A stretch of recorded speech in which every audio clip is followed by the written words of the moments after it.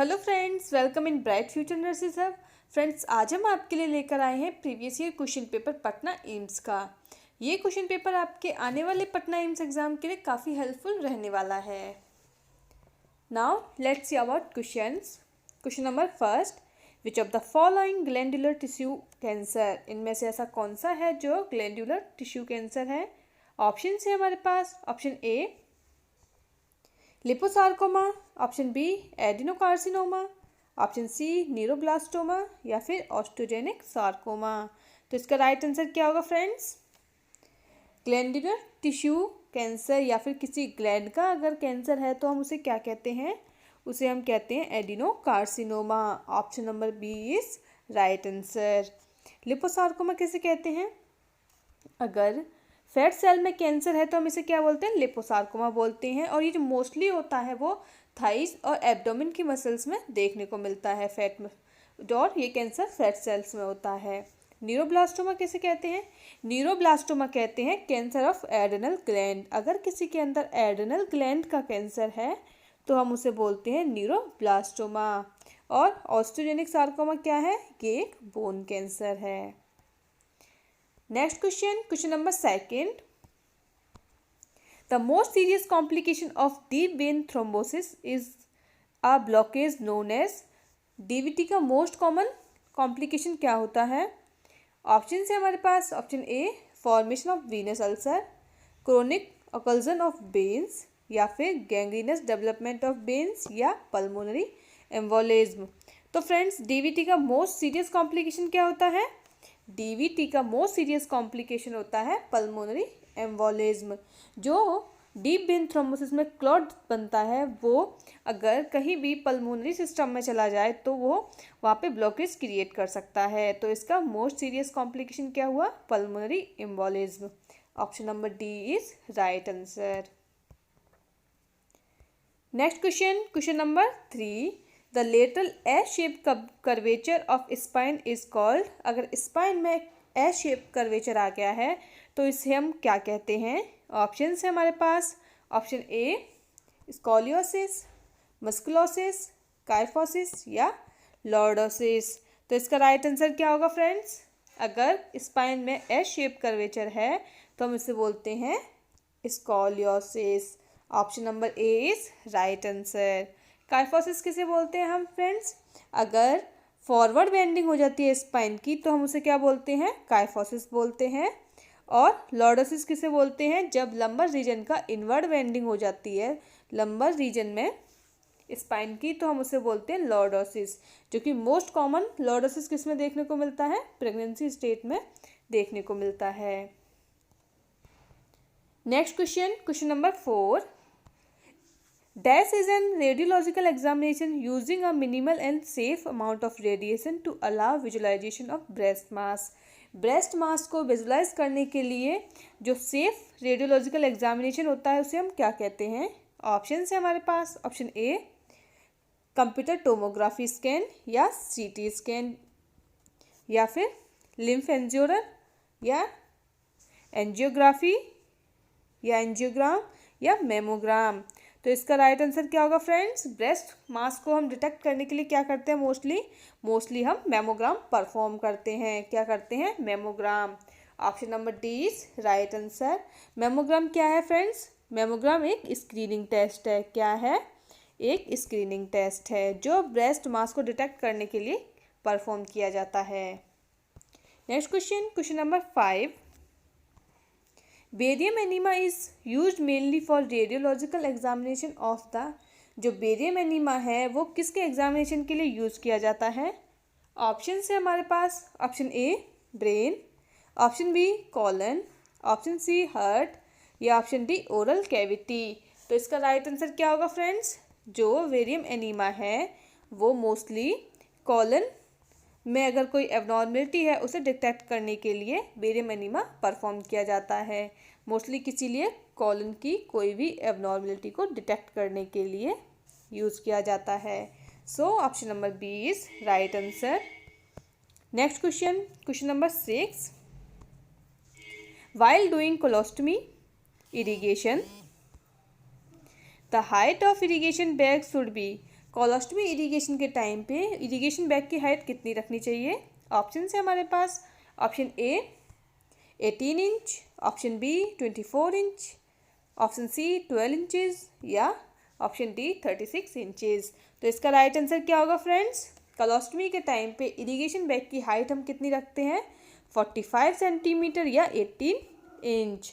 Option number A is right answer.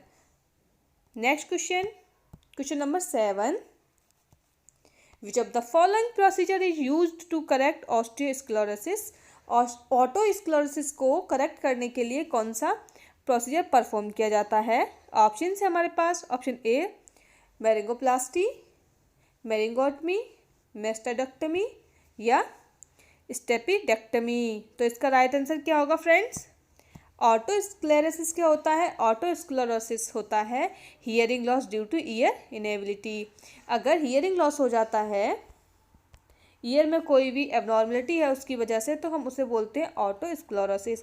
और ये mostly कब होता है? ये मोस्टली मिडिल ईयर में होता है। जो मिडिल ईयर में स्टेपीज बोन होती है, अगर वो कहीं स्टक हो जाती है तो ऑटोस्क्लेरोसिस देखने को मिलता है। और इसे सही करने के लिए, इसे करेक्ट करने के लिए हम कौन सा प्रोसीजर परफॉर्म करते हैं? इसे सही करने के लिए हम प्रोसीजर परफॉर्म करते हैं स्टेपिडेक्टमी। क्या? स्टेपिडेक्टमी परफॉर्म किया जाता है। Option number D is right answer. Myringoplasty क्या होता है?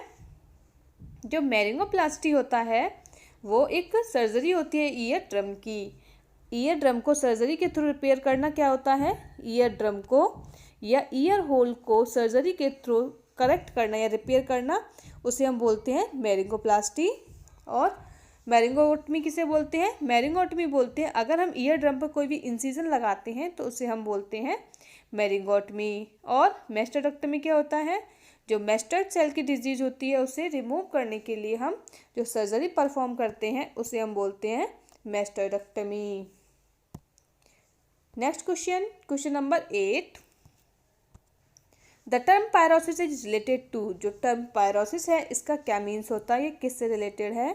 ऑप्शन है हमारे पास, ऑप्शन ए हर्ट-1, option B pus formation, option C dysphagia या ऑप्शन डी डिस्पेप्सिया। तो इसका राइट आंसर क्या होगा फ्रेंड्स? जो पायरोसिस है उसे हम क्या बोलते हैं? ये पायरोसिस है, इसे हम बोलते हैं हर्ट-1। क्या बोलते हैं? हर्ट-1। Option number A is right answer. और डिस्फेजिया क्या होता है? Difficulty in swelling. किसी भी चीज़ को स्वॉलो करने में अगर डिफ़िकल्टी हो रही है तो हम उसे बोलते हैं डिस्फेजिया। और डिस्पेप्सिया किसे बोलते हैं हम? डिस्पेप्सिया बोलते हैं इनडाइजेशन वाली कंडीशन को। किसे? इनडाइजेशन वाली कंडीशन को बोलते हैं dyspepsia. Next question, question number 9, the drug use to constrict the pupil. Pupil को कॉन्स्ट्रिक्ट करने के लिए कौन सी ड्रग यूज़ किया जाता है? ऑप्शन है हमारे पास, ऑप्शन ए माइडेटिक्स, सल्फोनामाइड्स, एंटीबायोटिक या ऑप्शन डी मायोटिक्स। तो इसका राइट आंसर क्या होगा फ्रेंड्स? अगर हमें आई के प्यूपिल को कॉन्स्ट्रिक्ट करना है तो हम कौन सी ड्रग यूज़ करते हैं? Miotics. Option number D is right answer. और माइडेटिक्स किसके लिए यूज़ किया जाता है? ये प्यूपिल को डायलेट करने के लिए यूज़ किया जाता है। Next question, question number 10, which of the following part of eye alter the size of the pupil to regulate the amount of light entering the I.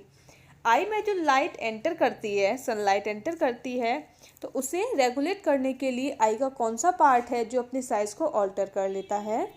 Option है हमारे पास, option A lens, option B cornea, option C retina या option D iris. तो इसका right answer क्या होगा friends? कौन सा पार्ट होता है जो आई का जो अपने आप को ऑल्टर कर लेता है, जो लाइट एंटर करती है उसे रेगुलेट करने के लिए? वो होता है iris. Option number D is right answer.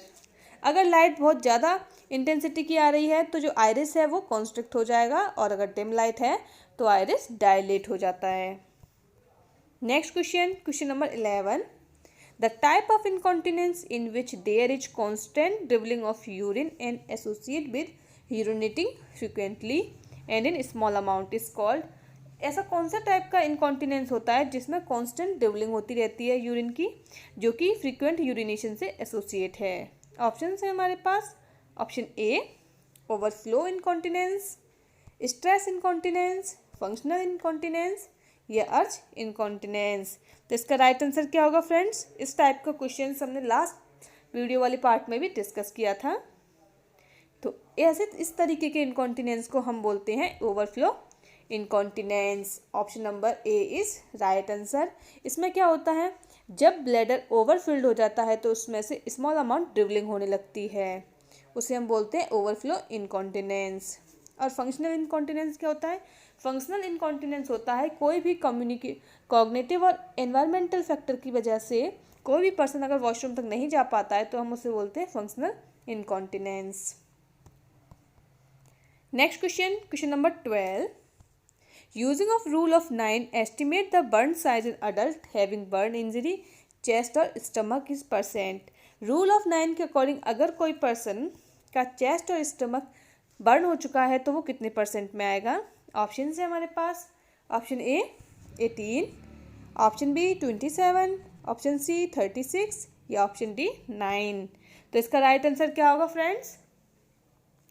इसे सॉल्व करने के लिए सबसे पहले हम एक पर्सन बनाते हैं। ये उसका थोरैक्स और एब्डोमेन है, ये उसके हैंड, ये मैंने ऐसे ही बना दिया है, ये उसके लेग। तो अगर उसका फेस, इस साइड का जो एंटीरियर फेस है उसे हम कितना मार्क्स देते हैं रूल ऑफ 9 के अकॉर्डिंग? 4.5, 4.5। और पीछे पोस्टीरियर वाले को भी हम उतना ही देते हैं। और हैंड को कितना देते हैं हम?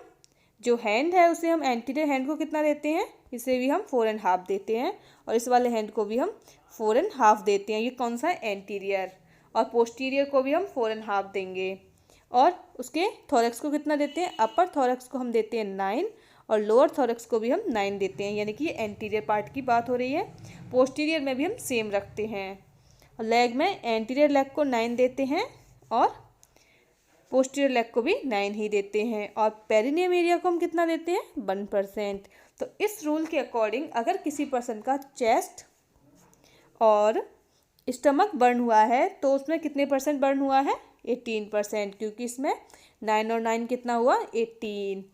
तो कौन सा ऑप्शन राइट हुआ फ्रेंड्स? इसके अकॉर्डिंग राइट हुआ question number, option number A is right answer. Next question, question number 13। The presence of stone in the urinary tract is called. अगर किसी पर्सन के यूरिनरी ट्रैक्ट में स्टोन है तो हम उसे क्या बोलते हैं? ऑप्शन है हमारे पास। Option A kidney lithiasis, stone lithiasis, urolithiasis या कॉलीलिथियासिस। तो इसका राइट आंसर क्या होगा फ्रेंड्स? अगर किसी को यूरिनरी ट्रैक्ट में इन्फेक्शन है, स्टोन है, तो हम उसे बोलते हैं यूरोलिथियासिस। क्या बोलते हैं? Urolithiasis. Option number C is right answer. और फ्रेंड्स कॉलीलिथियासिस किसे बोलते हैं? अगर स्टोन किसी पर्सन के गॉल ब्लैडर में है, किसमें है? गॉल ब्लैडर में है, तो हम उसे क्या बोलते हैं? कॉलीलिथियासिस बोलते हैं। Next question, question number 14। Painful swelling is called. Painful swelling को हम क्या बोलते हैं? ऑप्शन है हमारे पास। Option A dysphagia, option B odynophagia, option C ataxia या ऑप्शन डी डिस्पेप्सिया। तो इसका राइट आंसर क्या होगा फ्रेंड्स? अगर किसी को पेनफुल स्वेलिंग है तो हम उसे क्या बोलते हैं? किसी भी चीज़ को निगलने में पेन होता है तो हम उसे बोलते हैं odynophagia. Option number B is right answer. Dysphagia किसे बोलते हैं हम? अगर किसी को डिफ़िकल्टी होती है स्वेलिंग करने में या किसी चीज़ को निगलने में तो हम उसे बोलते हैं डिस्फेजिया। एटेक्सिया किसे बोलते हैं? एटेक्सिया बोलते हैं हम इम्पेयर्ड कोऑर्डिनेशन। अगर किसी पर्सन के अंदर कोऑर्डिनेशन नहीं है, इम्पेयर्ड कोऑर्डिनेशन है, तो हम उसे बोलते हैं एटेक्सिया। और डिस्पेप्सिया हम किसे बोलते हैं? जो कि हमने पहले अभी अदर ऑप्शंस में भी डिस्कस किया था। डिस्पेप्सिया बोलते हैं हम इंडाइजेशन की कंडीशन को। Next question, question number 15। Which of the following enzyme convert fat into fatty acid and glycerol. इनमें से ऐसा कौन सा एंजाइम है जो कि फैट को फैटी एसिड और ग्लिसरॉल में कन्वर्ट कर देता है? ऑप्शन से हमारे पास option A bile, option B trypsinogen, option C salivary amylase या ऑप्शन डी लाइपेज। तो इसका राइट आंसर क्या होगा फ्रेंड्स? कौन सा ऐसा एंजाइम है जो फैट्स को फैटी एसिड्स और ग्लिसरॉल में कन्वर्ट कर देता है? वो है lipase. Option number D is right answer. Next question, question number 16। The movement of particle from region to higher concentration to region of lower concentration is called। अगर किसी भी पार्टिकल का मूवमेंट हायर कंसंट्रेशन से lower concentration की तरफ हो रहा है तो हम इसे क्या कहते हैं? ऑप्शन है हमारे पास option A diffusion, option B filtration, osmosis या हाइड्रोलाइसिस। तो इसका राइट आंसर क्या होगा फ्रेंड्स?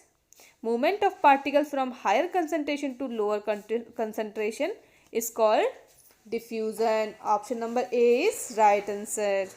इसे हम बोलते हैं diffusion. Next question, question number 17। In acute pancreatitis the level of which of the following enzyme remain elevated for 7 to 14 days। अगर किसी पेशेंट को एक्यूट पैनक्रियाटाइटिस है तो इनमें से ऐसा कौन सा एंजाइम है जो कि 7 और 14 डेज तक एलिवेटेड रहता है? ऑप्शन है हमारे पास option A urine amylase, serum amylase, serum alkaline phosphate या सीरम लाइपेज। तो इसका राइट आंसर क्या होगा फ्रेंड्स? ऐसा कौन सा एंजाइम है जो कि एलिवेटेड रहता है 7 to 14 डेज? वो है serum lipase. Option number D is right answer. Next question, question number 18। The antidote of warfarin is. Warfarin का एंटीडोट क्या है? ऑप्शन है हमारे पास option A protamine sulphate, vitamin K, heparin या एसिटाइल सिस्टीन। तो इसका राइट आंसर क्या होगा फ्रेंड्स? वारफेरिन क्या होता है? वारफेरिन एक ओरल एंटीकोगुलेंट है। तो इसका एंटीडोट क्या है? इसका एंटीडोट होगा vitamin K. Option number B is right answer. और हेपेरिन का क्या होता है एंटीडोट? हेपेरिन का एंटीडोट होता है प्रोटामिन सल्फेट। फ्रेंड्स, ये जो एंटीडोट वाला क्वेश्चन है हर एग्जाम में कहीं ना कहीं पूछ लिया जाता है। Next question, question number 19। The disease that occur due to defect in genes of one or other parent is transmitted to offspring is known as dash disease or disorder. कोई एक ऐसी डिजीज जो कि जीन्स में defect की वजह से एक जनरेशन से दूसरी जनरेशन तक जा रही है, यानी कि पेरेंट्स से अगर उनके ऑफस्प्रिंग में ट्रांसमिट हो रही है तो हम ऐसी डिजीज़ या डिसऑर्डर को क्या बोलते हैं? ऑप्शन है हमारे पास option A congenital, organic, hereditary या एलर्जिक। तो इसका राइट आंसर क्या होगा friends?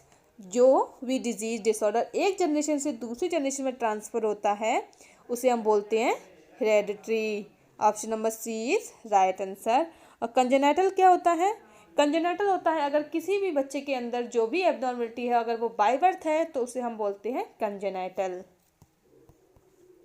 Next question, question number 20। Tonometry is the method of measuring the. जो टोनोमेट्री हम यूज़ करते हैं वो किसे मेजर करने में यूज़ किया जाता है? ऑप्शन है हमारे पास option A pressure inside the lungs, option B pressure inside the ear, intraocular pressure या ब्लड प्रेशर। तो इसका राइट आंसर क्या होगा फ्रेंड्स? टोनोमेट्री हम किसका प्रेशर मेज़र करने के लिए यूज़ करते हैं? तो टोनोमेट्री हम यूज़ करते हैं आई के अंदर इंट्राओक्यूलर प्रेशर को मेज़र करने के लिए यूज़ किया जाता है। नॉर्मल इंट्राओक्यूलर प्रेशर कितना होता है? 8 to 21 mm ऑफ Hg। अगर हमें लंग्स के अंदर प्रेशर मेज़र करना है तो हम क्या यूज़ करते हैं? स्पायरोमीटर। क्या यूज़ करते हैं? स्पायरोमीटर। और अगर हमें ईयर के अंदर हम प्रेशर मेजर करना है तो फ्रेंड्स क्या यूज़ किया जाता है? टिम्पेनोमीटर। क्या यूज़ किया जाता है? टिम्पेनोमीटर। और ब्लड प्रेशर को मेज़र करने के लिए ये तो सबको पता है, ब्लड प्रेशर को मेज़र करने के लिए हम क्या यूज़ करते हैं? Sphygmomanometer. Next question, question number 21। Haemophilia is associated with. Haemophilia कौन से क्रोमोसोम की एबनॉर्मलिटी है? ऑप्शन है हमारे पास option A chromosome 11, Y chromosome, chromosome 21 और एक्स क्रोमोसोम। तो इसका राइट आंसर क्या होगा फ्रेंड्स? हीमोफीलिया क्या है? हीमोफीलिया एक ब्लीडिंग डिसऑर्डर है। क्या है? ब्लीडिंग डिसऑर्डर है जो कि एक्स लिंक्ड रिसेसिव होता है। क्या होता है? एक्स लिंक्ड रिसेसिव डिसऑर्डर है। तो ये कौन से क्रोमोसोम का डिसऑर्डर हुआ? एक्स क्रोमोसोम का। Option number D is right answer. और क्रोमोसोम 21 की वजह से क्या होता है? Down syndrome. Next question 22. After the renal transplant, the rejection that occur within the minute is called. Renal transplantation के बाद अगर कोई भी रिजेक्शन होता है उस विद इन मिनट्स यानी मिनट्स के अंदर, तो हम उसे क्या बोलते हैं? ऑप्शन है हमारे पास। Option A hyper acute rejection, chronic rejection, acute rejection या सब एक्यूट रिजेक्शन। तो इसका राइट आंसर क्या होगा फ्रेंड्स? अगर कोई भी रिजेक्शन विद इन मिनट्स में होता है तो हम इसे बोलते हैं hyper acute rejection. Option number A is right answer. और एक्यूट रिजेक्शन किसे बोलते हैं? एक्यूट रिजेक्शन बोलते हैं जब रिजेक्शन विद इन 6 मंथ होता है। कितने मंथ? 6 मंथ होता है तो हम उसे बोलते हैं एक्यूट रिजेक्शन। और क्रोनिक रिजेक्शन अगर कभी भी थ्रू आउट द लाइफ में कभी भी अगर रिजेक्शन होता है रीनल ट्रांसप्लांटेशन का, तो हम उसे बोलेंगे chronic rejection. Next question 23. Which of the following drug is used for the dilation of प्यूपिल? प्यूपिल को डायलेट करने के लिए कौन सा ड्रग यूज़ किया जाता है? ऑप्शन है हमारे पास। Option A betamethasone, option B tropicamide, gentamicin या ऑप्शन डी लेवोफ्लेक्सिन। तो इसका राइट आंसर क्या होगा फ्रेंड्स? इसका राइट आंसर होगा, हम कौन सा ड्रग यूज़ करते हैं प्यूपिल को डायलेट करने के लिए? तो इसका राइट आंसर है ट्रोपिकामाइड। क्या? Tropicamide. Option number B is right answer. Next question, question number 24. What is the minimum possible score of GCS? Glasgow coma scale का मिनिमम स्कोर कितना पॉसिबल है? ऑप्शन है हमारे पास। ऑप्शन ए 3, 1, 2 या 0। तो इसका राइट आंसर क्या होगा फ्रेंड्स? GCS स्केल क्यों यूज़ किया जाता है? ये यूज़ किया जाता है लेवल ऑफ कॉन्शियसनेस को चेक करने के लिए। क्या? लेवल ऑफ कॉन्शियसनेस को चेक करने के लिए ग्लासगो कोमा स्केल यूज किया जाता है, जो कि EVM, जिसके अंदर आई रेस्पॉन्स चेक किया जाता है जिसमें मैक्सिमम मार्क्स 4 होते हैं, वर्बल रिस्पॉन्स चेक किया जाता है जिसमें मैक्सिमम 5 रखते हैं स्कोर, और मोटर रिस्पॉन्स चेक किया जाता है जिसके अंदर हम मैक्सिमम स्कोर 6 रखते हैं। तो अगर हमसे मिनिमम पूछा है तो मिनिमम स्कोर कितना होगा? 3। और मैक्सिमम कितना होगा? मैक्सिमम होता है 15। कितना? 15। तो क्वेश्चन में हमसे पूछा है मिनिमम पॉसिबल स्कोर, तो ये होगा 3। Option number A is right answer. और अगर मैक्सिमम पूछता तो कितना होता? 15। Next question 25. The voice box is known as. Voice box को क्या बोलते हैं? ऑप्शन है हमारे पास। Option A larynx, diaphragm, bronchiole या फेरिंग्स। तो इसका राइट आंसर क्या होगा फ्रेंड्स? वॉइस बॉक्स का अदर नेम क्या है? वॉइस बॉक्स का अदर नेम है larynx. Option number A is right answer. तो फ्रेंड्स ये थे हमारे आज के 25 क्वेश्चंस। आई होप ये क्वेश्चंस आपके आने वाले एम्स पटना एग्जाम के लिए काफ़ी हेल्पफुल रहने वाले हैं। फ्रेंड्स अगर अभी तक आपने हमारे चैनल को सब्सक्राइब नहीं किया है तो आप हमारे चैनल को सब्सक्राइब करें और बेल आइकन बटन दबाना बिल्कुल ना भूलें, जिससे आपको हमारी और आने वाली वीडियोस के नोटिफिकेशन मिलते रहेंगे।